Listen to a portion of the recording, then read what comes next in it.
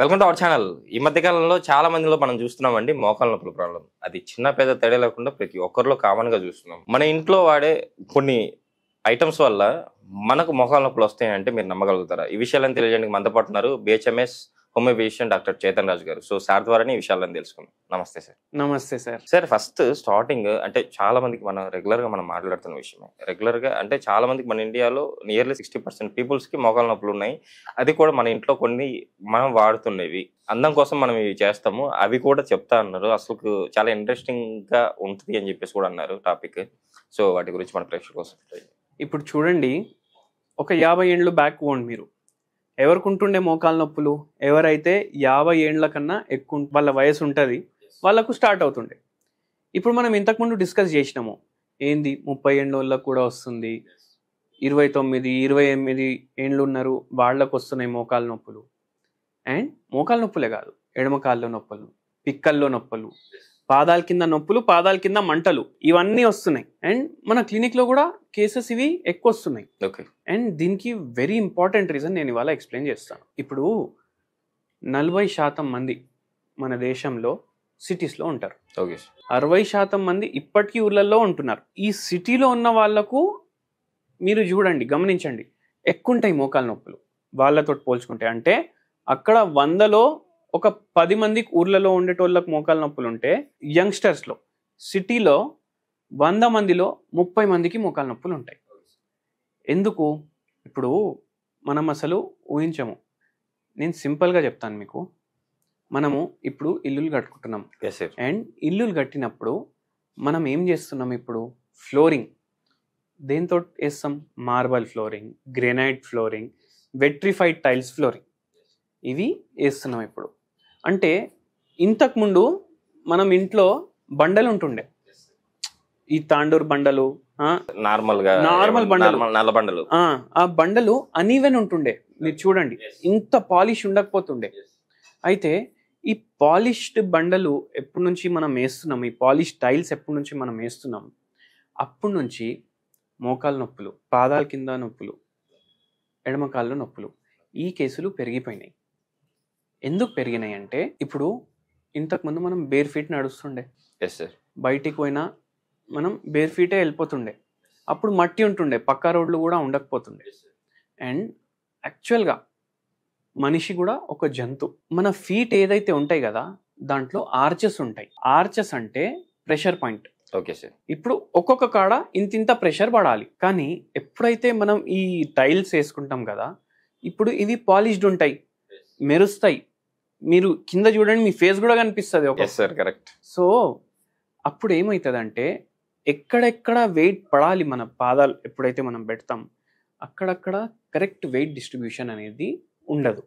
ఎందుకంటే చాలా polished and flat ఉంటాయి ఇవి. సో అక్కడక్కడ వెయిట్ పడకుండా, ఎక్కడ వెయిట్ మీ పాదాల మీద పడొద్దు అక్కడ కూడా వెయిట్ పడుతుంది.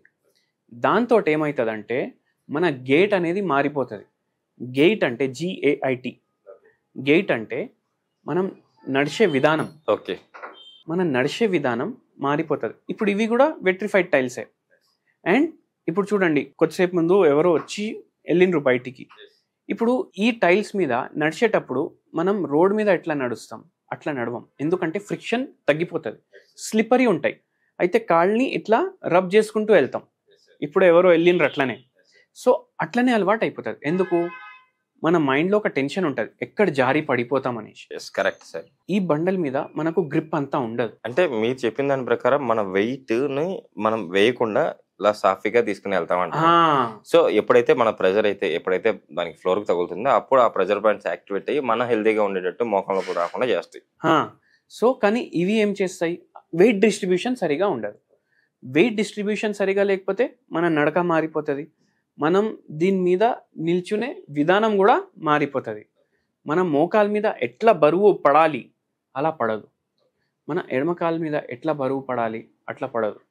సో రాంగ్ విధంగా బరువు మనది మోస్తాయి మన మోకాలు.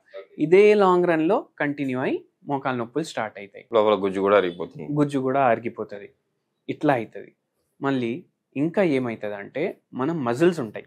ఇప్పుడు జాయింట్లు ఉన్నాయి మనకు, కానీ జాయింట్ మూవ్ అవ్వాలంటే మన మజిల్స్ కూడా స్ట్రాంగ్ ఉండాలి. సో టైల్స్ వల్ల మన మజిల్స్ కూడా వీక్ అయిపోతాయి. అండ్ దాంతో మళ్ళీ వేరే ప్రాబ్లమ్స్, కాళ్ళు లాగడం, అట్లనే ఏమైనా డెఫిషియన్సీలు ఉన్నాయనుకోండి, నరాల ప్రాబ్లం కూడా స్టార్ట్ అవుతుంది. సరే, ఇప్పుడు ఓకే, ఈ టైల్స్ గురించి, ఈ టైల్స్ వల్ల ఎక్కువ శాతం మందిలో మనకు మోకాళ్ళ నొప్పుల ప్రాబ్లం కానీ మజిల్ ప్రాబ్లం కానీ ఇవన్నీ వస్తున్నాయి అని చెప్పేసి చెప్తున్నారు. సో మన ఈ ప్రాబ్లం నుంచి బయటపడడానికి మీరు ఎలాంటి మెడికేషన్, హోమియోపతిలో కానీ ఎలాంటి రెమెడీ కానీ, అట్ ద సేమ్ టైం మన లైఫ్ స్టైల్ ఎలా ఉండాలని చెప్తారు? ఇప్పుడు మోకాళ్ళ నొప్పులు, ఆస్టియోఆర్థరైటిస్ ఉన్నా, రుమటాయిడ్ ఆర్థరైటిస్ ఉన్నా, ఏ ఆర్థరైటిస్ ఉన్నా మనకు హోమియోపతిలో చాలా మంచి పరిష్కారం ఉంటుంది దానికి. సో వీటికి మనం హోలిస్టిక్ సిస్టమ్ ఆఫ్ మెడిసిన్ కాబట్టి పేషెంట్ మన దగ్గర వస్తే మనం ట్రీట్మెంట్ ఇస్తాము. అది కాకుండా ఇప్పుడు మీరు ఇంట్లో టైల్స్ వేసుకున్నారు షో కోసం, మీరు ఏం చేసుకోవచ్చు అంటే ఇప్పుడు ఈ కార్పెట్లు వస్తాయి కదా, అవి వేసుకోవాలి కొంచెం. లేదంటే అది మేము అఫోర్డ్ చేయలేం బై, ఏడ 10,000 15,000 ఎక్కడ పెడతామంటే రబ్బర్ చెప్పులు కనుక్కోండి. రబ్బర్ చెప్పులు ఇంట్లో వేసుకొని ఉండండి, కొద్దిగా వాకింగ్ ఏమో కరెక్ట్ అవుతుంది. ఓకే, అదొకటి. మళ్ళీ ఇంకో పెద్ద ప్రాబ్లం ఏంటంటే ఇప్పుడు మనం రబ్బర్ చెప్పులు కానీ కార్పెట్లు కానీ ఎందుకు అంటున్నాం అంటే మన బాడీలో మన గుజ్జు ఉంటుంది కదా, అది షాక్ని అబ్జార్బ్ చేస్తుంది. ఇప్పుడు మనం డైరెక్ట్ దీని మీద నడిచినాం అనుకోండి, ఇంపాక్ట్ వల్ల అది హార్డ్ సర్ఫేసే, మన బోన్స్ కూడా హార్డే ఉంటాయి, షాక్ సరిగా అబ్జార్బ్ అవ్వదు. ఓకే, షాక్ సరిగా అబ్జార్బ్ అవ్వకపోతే అది బాడీలో పాస్ అవుతుంది. ఇప్పుడు మనం బండి మీద పోతాం, మన బండికి షాక్ అబ్జార్బర్లు ఉంటాయి కదా, అవి ఏం చేస్తాయి, మనం గుంతల్లో పోయినా స్పీడ్ బ్రేకర్ల మీదకి వెళ్ళిపోయినా అది జర షాక్ని అబ్జార్బ్ చేస్తుంది, కింది పైన అవుతుంది బండి. సో ఇవి టైల్స్ ఉండడం వల్ల ఏదైతే న్యాచురల్గా మన బాడీలో షాక్ అబ్జార్బర్లు ఉంటాయి కదా, అవి పనిచేయవు. సో అందుకే రబ్బర్ చెప్పులన్నా వేసుకోండి, లేకపోతే కార్పెట్లైనా వేసుకోండి, అది కొంచెం ఇది చేస్తుంది. అండ్ మీరు టైల్స్ కొనేటప్పుడు కూడా ఎక్కువ షైనింగ్ ఉన్నవి మనకు ఎట్లా అనిపిస్తుంది, అరే మనం బల్బ్ వేస్తే మొత్తం మెరవాలి మన ఇల్లు అనేసి ఉంటుంది, అట్లా పెట్టుకోకండి మైండ్లో. జరా చూసి తీసుకోండి. ఓవర్ పాలిష్ టైల్స్ కొనకండి, కొంచెం నార్మల్గానే ఉన్నవి కొనుక్కొని వేసుకోండి. మనం షో పుటప్ చూసుకోవడానికి పోతే మన హెల్త్ పాడైపోతుంది. మళ్ళీ ఇంకోటి ఏమవుతుంది అంటే దీంట్లో ఇప్పుడు కిచెన్స్ ఉంటాయి కదా, ఇప్పుడు ఇంతకుముందు వంటింట్లో ఇట్లా మాడ్యులర్ కిచెన్ ఇవన్నీ ఏం ఉండకపోతుండే, ఇప్పుడు మాడ్యులర్ కిచెన్ ఉంటుంది, మళ్ళీ దాని మీద కూడా మనం గ్రెనైట్ టాప్ వేస్తాం. లేదు, ఇప్పుడు ఇంకా కొత్తవి ఏమొచ్చినాయంటే కెమికలీ ట్రీటెడ్ స్టోన్స్ తయారవుతున్నాయి, ఆ స్టోన్లు వేస్తాం. కొందరు ఏం చేస్తారంటే ఇప్పుడు షుగర్ పేషెంట్లు చాలా మంది అయిపోయినారు ఇంట్లలో, ఏం చేస్తారు, దాని మీదనే చపాతీ ఏమో చేస్తారు, జొన్న రొట్టెలు కూడా చేసుకుంటే దాని మీదనే చేస్తారు. మీరు ఒకటి అబ్జర్వ్ చేయండి, over a period of time ఏదైతే ఆ స్టోన్ ఉంటుంది కదా అది కూడా పాలిష్డే, దాని కలర్ చేంజ్ అవ్వడం స్టార్ట్ అవుతుంది. అప్పుడు మనకు ఏం అర్థం అవ్వాలి, ఇప్పుడు ఏదైతే మీరు జొన్న రొట్టెకి పిండి వేస్తున్నారో దాంట్లో ఉన్న ఇంగ్రీడియంట్స్ ఆ స్టోన్ అబ్జార్బ్ చేస్తుంది, దాంట్లో ఉన్న కెమికల్స్ కూడా మీ ఫుడ్లో వస్తున్నాయి. కరెక్టే సార్. సో అట్లా మనం మన డైజెస్టివ్ సిస్టమ్ని కూడా పాడు చేస్తాం, కెమికల్స్ పోతాయి, అన్నెసెసరీ కెమికల్స్ కూడా పోతాయి. సో ఎక్కువ మనం దీంట్లో షో పుటప్లో పోకుండా సింపుల్ లైఫ్ కూడా లీడ్ చేస్తే మనకేమో ప్రాబ్లమ్స్ అనేటివి రావు. సార్ కరెక్ట్గా, చాలా కరెక్ట్గా చెప్పారు సార్. ఇంకొకటి ఏంటంటే మన లైఫ్ స్టైల్లో ఇలాంటి మాడిఫికేషన్ చేసుకోండి, ఇలా ఉండండి, మీ లైఫ్ స్టైల్ ఇలా చేసుకోండి అన్నారు. సో మన ప్రజల కోసం home remedy and homeopathy medicine చెప్తే కూడా బాగుంది. హోమ్ రెమెడీ నేను ఒకటి చెప్తాను. ఒక ఆకు ఉంటుంది, ఆ ఆకు చాలా ఈజీలీ అవైలబుల్ కూడా ఉంటుంది, దీన్ని పారిజాత ఆకులు అంటారు. ఇవి ఏం చేయాలంటే కొన్ని తీసుకోవాలి, కొన్ని తీసుకొని వాటర్లో బాయిల్ చేసి కషాయం లాగా చేసుకోవాలి. కొద్దిగా చేదుగా ఉంటుంది కానీ దాంట్లో మెడిసినల్ ప్రాపర్టీస్ ఉంటాయి. సో ఇది మీరు డైలీ 1 గ్లాస్ కన్జ్యూమ్ చేయండి. బ్రేక్ఫాస్ట్ ముందే, టిఫిన్ చేసే ముందే కన్జ్యూమ్ చేయండి. కన్జ్యూమ్ చేస్తే మీకు కొద్దిగా నొప్పుల్లో రిలీఫ్ వస్తుంది. అది పూర్తిగా రివర్స్ అవ్వాలి కండిషన్ అంటే హోమియోపతికి మెడిసిన్ ప్రిఫర్ చేయండి. మన దగ్గర కూడా చాలామంది పేషెంట్లు వస్తారు. అండ్ ఒక హోమియోపతి మెడిసిన్ కూడా చెప్తాను రిలీఫ్ గురించి.